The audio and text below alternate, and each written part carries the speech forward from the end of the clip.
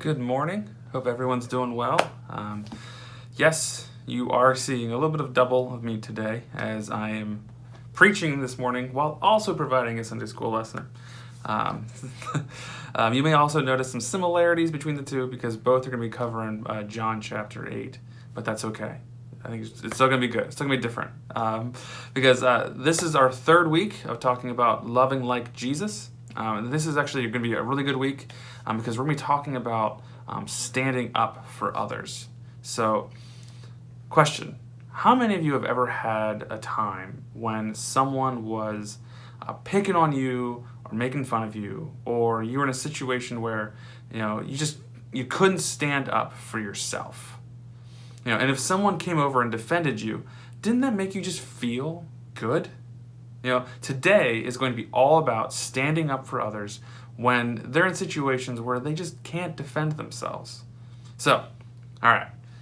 In the greatest Wizarding World series of all time, called Harry Potter, the fifth movie is called The Order of the Phoenix. And if you haven't seen it, there's going to be some spoilers here. I'm sorry about that, but also it's been out for a while, so it's kind of on you at this point. But toward the end of the movie and the book, Voldemort, who is the main bad guy of the series, is getting ready to face off against Harry Potter. And Harry at this point is just 15 years old with not a lot of experience with magic. Unlike Voldemort, who's old and experienced, right?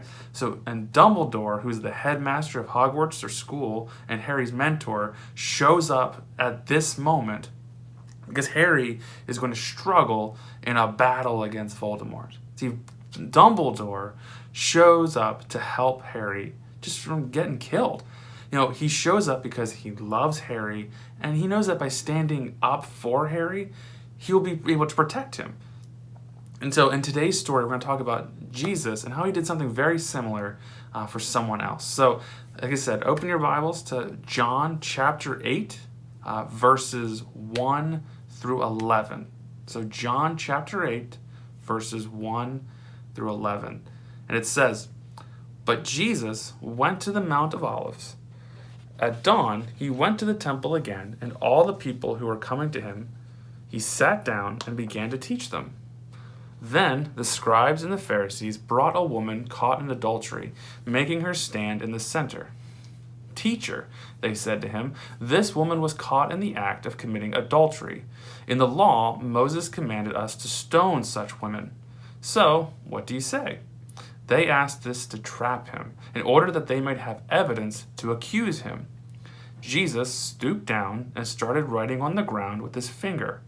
When they persisted in questioning him, he stood up and said to them, 'The one without sin among you should be the first to throw a stone at her.' Then he stooped down again and continued writing on the ground. When they heard this, they left one by one, starting with the older men. Only he was left with the woman in the center. When Jesus stood up, he said to her, 'Woman, where are they? Has no one condemned you?' 'No one, my Lord,' she answered. 'Neither do I condemn you,' said Jesus. 'Go, and from now on, do not sin anymore.'" This is an incredible story for us to learn from just on the topic of defending others. I think there are three things that we can really take away from this story to help us learn to love others by standing up for them. First thing is, don't judge a person for where they are. Before this story, this woman had been caught having sex with a man who wasn't her husband. That is obviously a very wrong thing to do. But the Pharisees and the teachers try to trap Jesus into something that isn't a part of his mission. So Jesus was sent to seek and save lost people who were considered the outcasts. In this moment, the religious leaders know that the law says that when a woman is caught in adultery, she should be stoned to death. These leaders want to trick Jesus into saying something that they can use against him. If he allows them to stone the woman, he'll violate what he's been teaching about love and forgiveness. And if he stops them from stoning the woman, he'll be violating the Jewish law. So what does Jesus do in this situation? Well, he pretty much ignores the angry mob at this point. What he doesn't do is judge the woman from her actions. See, we aren't called to assume something about someone else because of their mistakes. We all live in the same sinful world, and we're all going to do wrong things every once in a while. It's been a part of life ever since sin entered the world through Adam and Eve. Was it wrong that this woman slept with another man? Yeah, absolutely it was. You should think it's wrong. But you should never just go to the extreme that the religious leaders then went.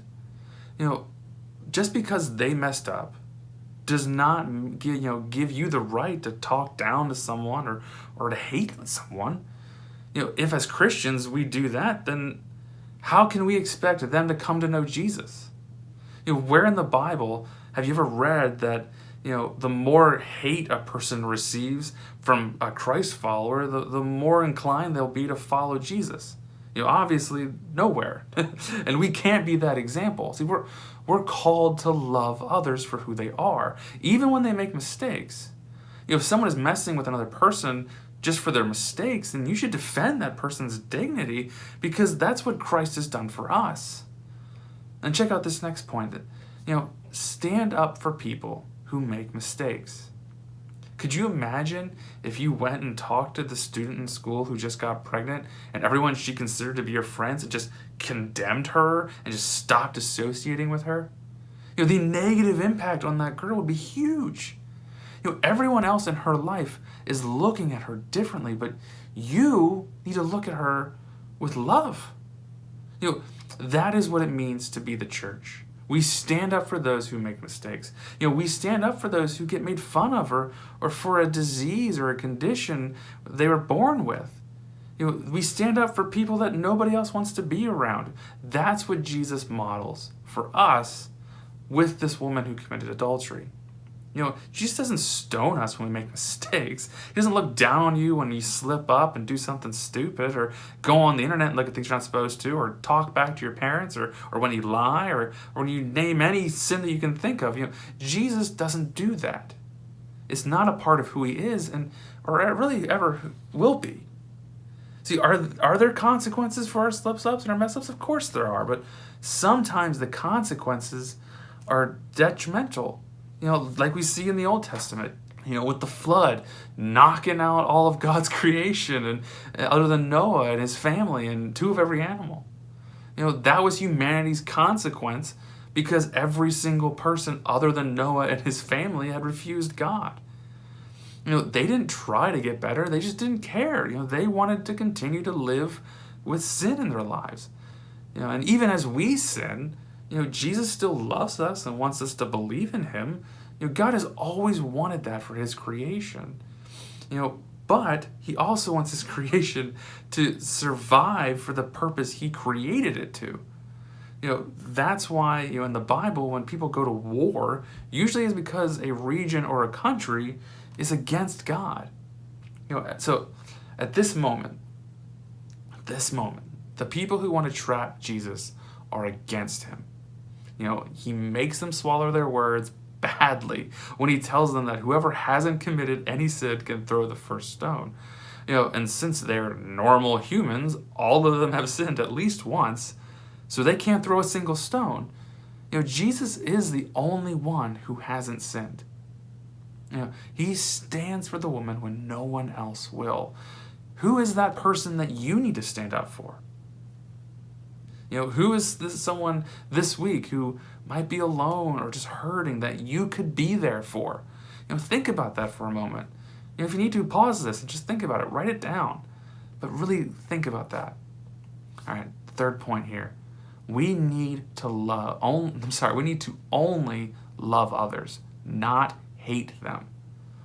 See, in verse 10, Jesus asks where everybody went, and if any of them condemned her, and she responds by saying, no.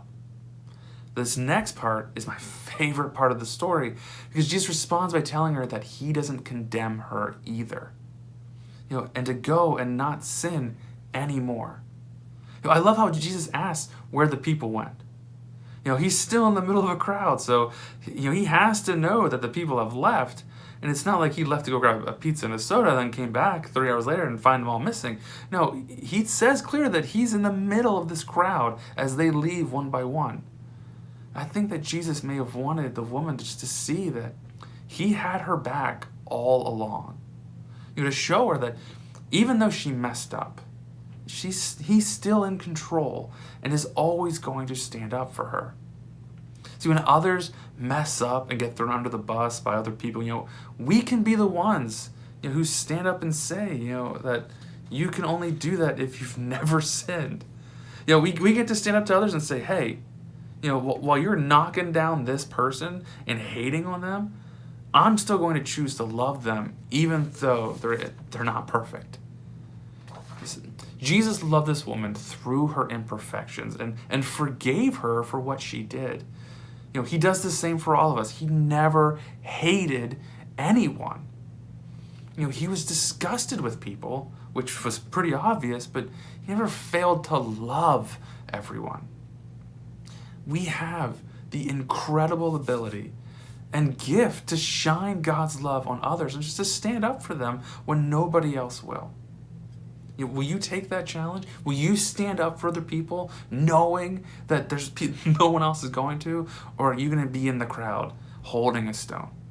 So that's my challenge for you guys this week, is be willing to stand up for those who may have made a mistake, but were still chosen to love them and to stand up for them.